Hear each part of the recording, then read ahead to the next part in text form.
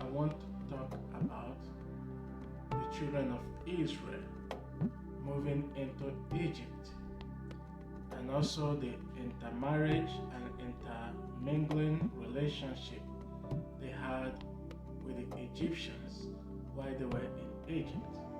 The Bible tells us that Jacob, the grandson of Abraham, moved to Egypt, and the total household of Jacob then was 75 people. And when they came out of Egypt, they came out in thousands upon thousands of people came out of Egypt. There were more than 600,000 young men, which does not include the old women, the old men, and the children. So they came out of Egypt massively. The Bible also tells us that the children of Israel were enslaved in Egypt for 430 years. And at the end of 430 years, they were able to come out with gold, with silvers, with wealth. So they were enriched by Egyptians. The Bible says that they plundered Egypt, meaning they took everything they could possibly take out of that land for them to be able to establish their own nation. So the nation of Africa was the one that settled the children of Israel, and also they were the one that enabled them to become a nation and enabled them to function as a nation. Now, I'm going to backtrack. Before the children of Israel went to Egypt, the first person that went to Egypt was Abraham. Abraham went to Egypt, the father of the children of Israelites, and he intermingled with Egyptian pharaohs and many other Egyptians. And not only that, Abraham had an Egyptian wife called Hagar, and Hagar bare his first son for him, named Ishmael.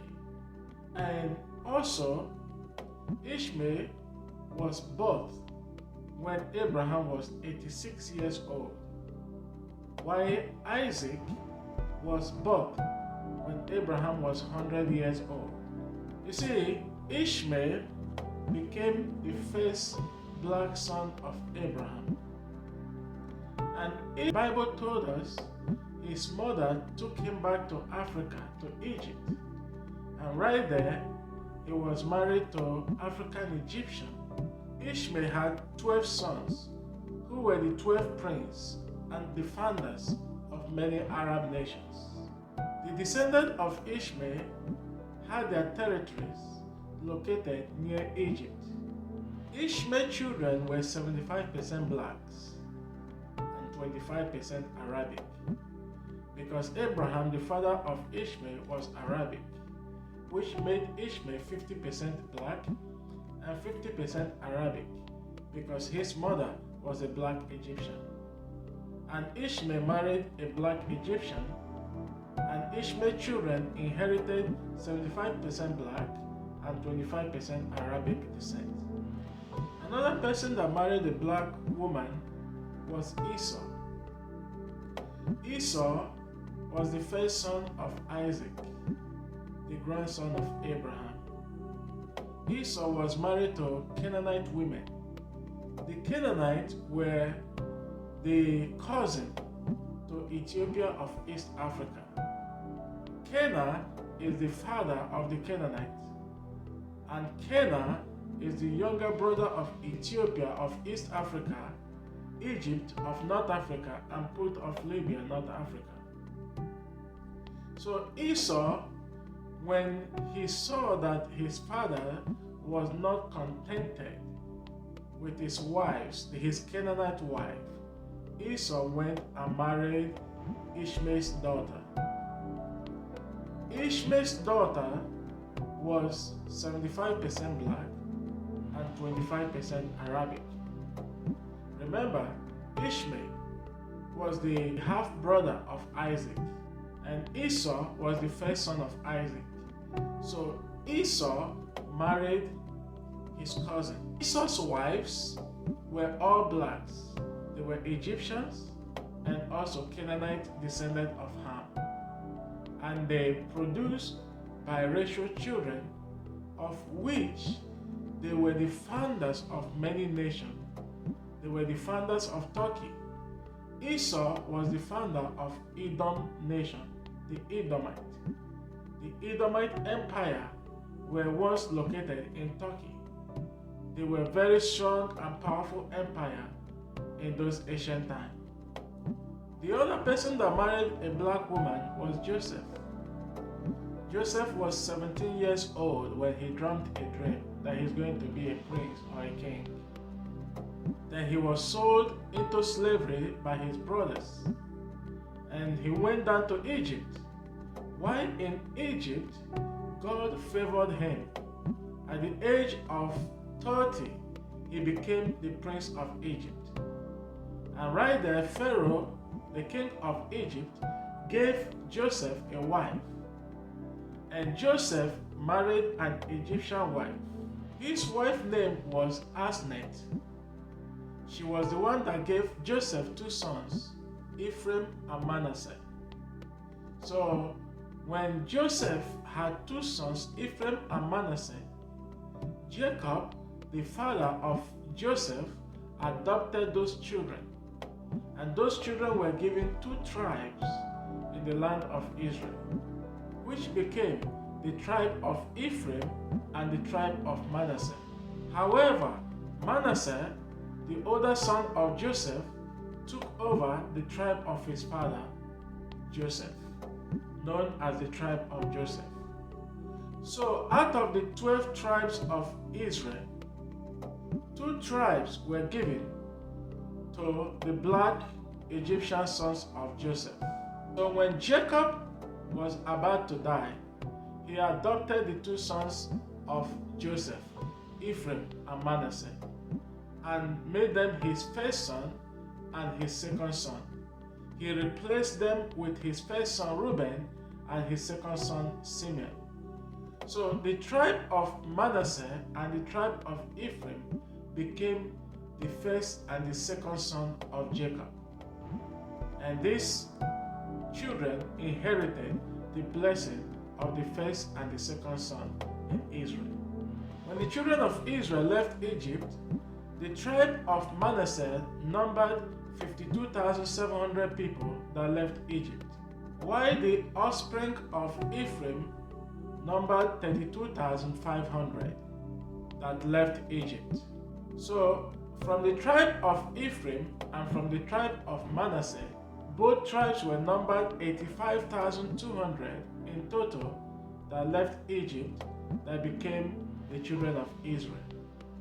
One of the most powerful leaders that God used to deliver the children of Israel and to defend the children of Israel was Joshua. Joshua was the grandson of Ephraim, who is the son of Joseph. So Joshua had Egyptian blood in him. Joshua was the son of Ephraim, and Joshua had mixture of black African Egyptian blood and Arabic blood in him. Another powerful leader that led the children of Israel, that became a king in the northern kingdom of Israel, was King Jeroboam. King Jeroboam was the son of Nebat. He was a descendant of Ephraim, an Israelite. So these are powerful people that led the children of Israel to many victories. Another person that married an Egyptian was Merid. Merid was from the tribe of Judah. He was the offspring of Judah who married the daughter of Pharaoh, Bethia. So when the children of Israel were living in Egypt, many of them were married to Egyptians, and they produced many children who were half Egyptians and half Arabic Hebrew Israelites. So Merid and his Egyptian wife had 3 children. The first one was Miriam, the second one was Shammaiah, the third one was Ishmael. So these were the offspring of Merid, the grandson of Judah, who married an Egyptian, and his children were half Egyptians and also half Hebrew Israelites. Another Egyptian that married to an Israelite woman was Hagar. Hagar was an Egyptian servant of Shishai. Shishai is the grandson of Judah who had only daughters. He has no son.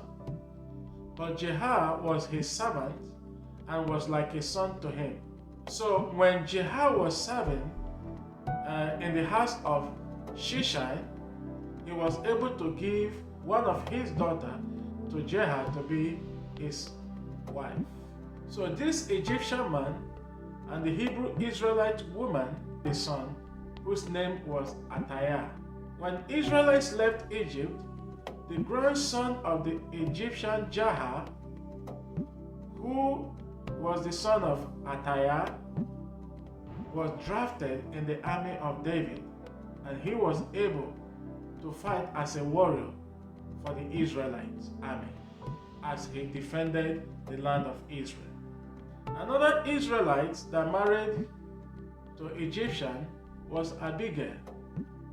Abigail was the daughter of Jesse. She was the sister of King David. Abigail married an Ishmaelite Egyptian man whose name was Jada, and together both of them had a son called Amasa.